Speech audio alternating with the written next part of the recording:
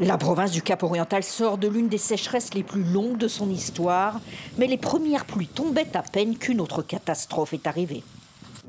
Regardez, ils enlèvent le peu d'herbe que nous avons. La famille de Cameron possède des terres dans la région depuis 1820, mais ils n'ont jamais vu une telle explosion de criquets. Vous voyez que là où ils sont passés, on a une terre complètement sèche. Ils font tout disparaître, tout ce qui est nutritif. Ils laissent juste les petites branches sèches. Les criquets sont descendus pendant 2 mois l'année dernière dans ces pâturages. Il a vu ses moutons mourir de faim.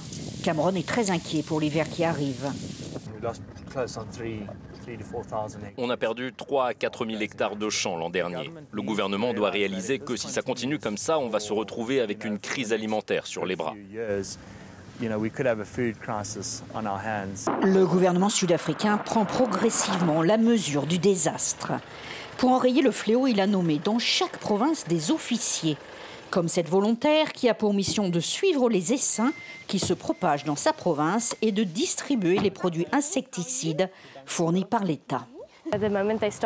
À partir du moment où ils sont là, il est déjà trop tard pour les contrôler. Avec la chaleur, le poison s'évapore et n'a plus autant d'effet sur les criquets. Ces volontaires interviennent parfois en une seule journée dans une quarantaine d'endroits différents. Ils arrivent au petit matin quand les criquets sont encore au sol et avant qu'ils ne s'envolent. Les pesticides utilisés tuent instantanément les insectes. Mais ils n'ont pas d'impact sur les œufs qui vont éclore dès les premières pluies de l'été. Le responsable du principal syndicat agricole de la région explique que l'aide gouvernementale est insuffisante et qu'il faudrait déclarer l'état d'urgence.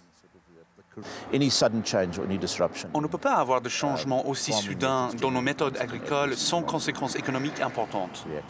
Des sécheresses aux pluies diluviennes, les changements climatiques ont de plus en plus d'impact en Afrique du Sud.